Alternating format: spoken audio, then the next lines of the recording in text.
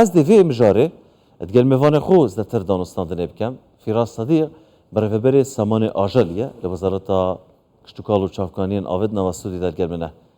بخیر بنامسته. سپاس امکانتان باش برز. اما بینی من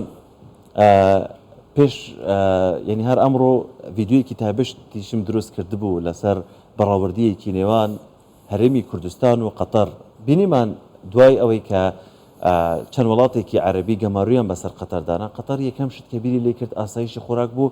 و رک اگر بلیم لآجال و دست بکر لبابت شیرمنیو هم بینی من لقل دست بکرنی کابینه نویمی حکومت هرمی کردستان همان سیناریو دوباره بو سود لو ازمونه ورگیره با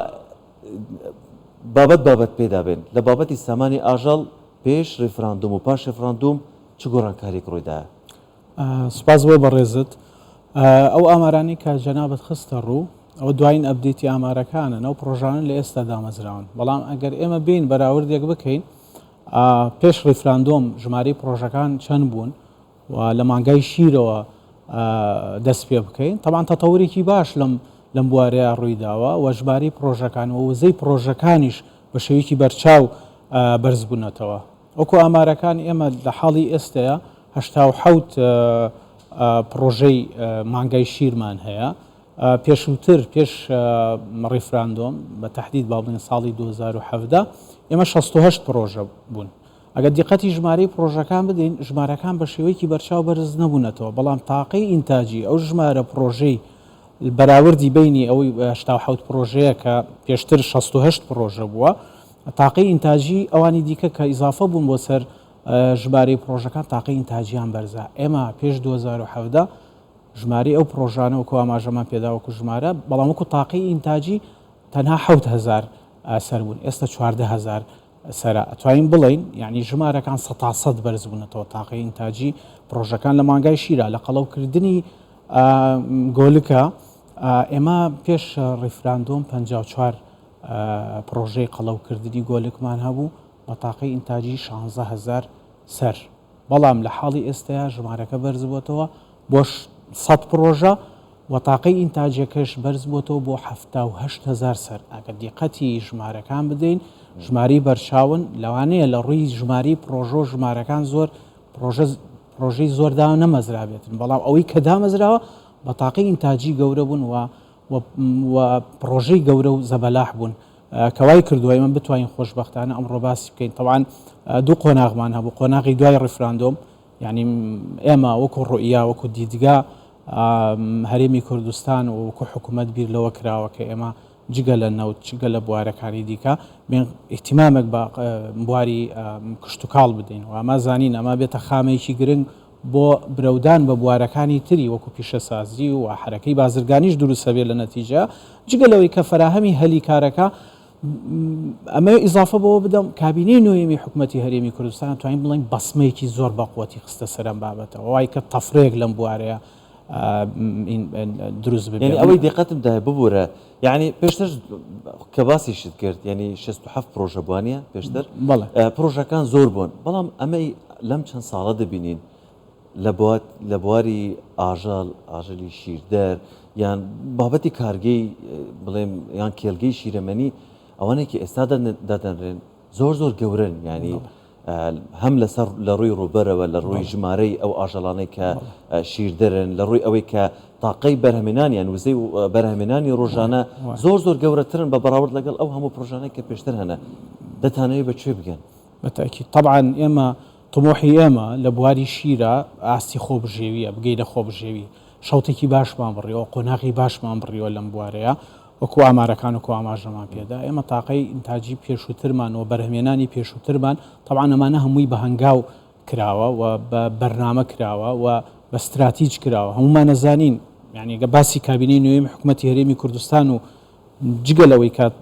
مەرحلەی دوای ڕیفراندۆم باسی ئەم 4 ساڵە بکەین هەمومان نەزانین دیدگای ئەم کابینەیە چۆن بووە ئاراستەی کارکردنی کابینەکە بە ئاراستەی فرەچەشکردنی سەرچاوەکانی داهات و بینینەوەی هەلی کار و تێیدا ئاماژەکان و استراتیژەکە ئیتیمامێکی زۆر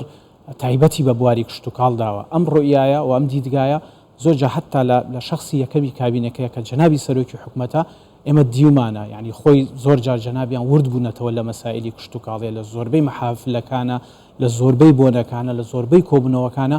ئاماژەی داوە بە بواری گرنگی بواری کشت و کاڵەوە بەوەی کە پێویستە ئیتر هەرێمی کوردستان لەم بوارەیە پێش بکەوێت و ئەم ئاماژانە طبعاً ئەمە استراتیژە ڕاستە لەلایەن شخصی یەکەمی کابینەکەەوە ئاماژەم بەڵام ئەم استراتیژەوە پلانی بۆ دانراوە ئێمە لە بواری جگە لە مانگای شیر و جگە لە قەڵەوکردنی گۆلک کە باسمان کرد لە بواری پەلەوەریشە ئێمە توانیمان بگەینە تەورێکی باش و شەوتێکی باش بڕین تەمان پێش ڕیفراندۆم ئێمە 10 پرۆژی هێلکەی خواردنمان هەبوو لە هەرێمی کوردستانە بە تاقێکی ئینتاجی زۆر نزم یعنی ڕۆژانە توانێت ئەم پرۆژانە جگەلەوەی کە توانەکانیان کەم بۆ خۆشیان لەبەری ئەرزێت فراهەم نەبووە و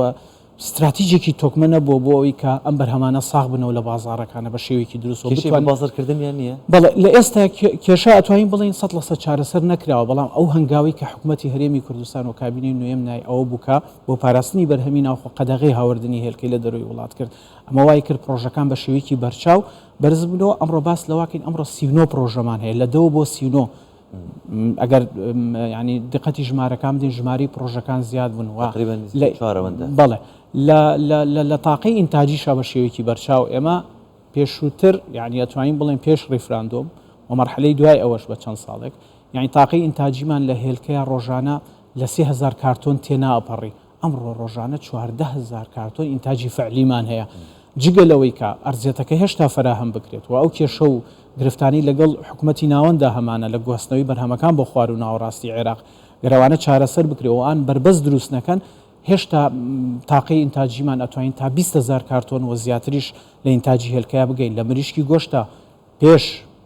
ساڵی 2017 ئێمە ساڵانەی دەمانتوانی لە توانامانە هەبوو 130,000 تەن بۆ 132,000 تەن گۆشتی مریشک بەرهەم بێن ئێستا ئێمە 250,000 تەن لە گۆشتی مریشک بەرهەمێنین کە پێداویستی هەرێمی کوردستان بۆ گۆشتی مریشک ساڵانە تەنها 147,000 تەنە یعنی 150 نزیکەی 150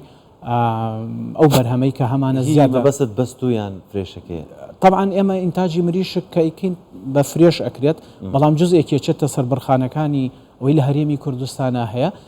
سەربڕخانەکان بە پێویستان بەڵێ تاقی ئینتاجی سەربڕخانەکانش بە شێوەیەکی بەرچاوە و ئەتوانین بڵین کوالێتی مریشکی هەرێمی کوردستان و هێلکەی هەرێمی کوردستان طبعا تەتەور بە مەراحل ئەکرێت یەکەم جا خەممان ئەوەی تەنهامان نەویست مەشروعەکان دامەزرێن پرۆژە دابمەزرێت وی بتوانین ئەمری غیزایی دابمەزرێن بکەین یعنی تۆ لە کاتی گەمارویە گرنگترین شت خۆراکە ئەمڕۆ ئاژەڵ ئەتوانێت پرۆتین دابین بکات و هێلکەیەکە لەو بابەتە کەرەستە گرنگانی کە ئەگە سبودو حدودەکانیشت لێ داخرێ کەرەستەی خۆراکی دیکەش نەبێت ئەتوانی تۆ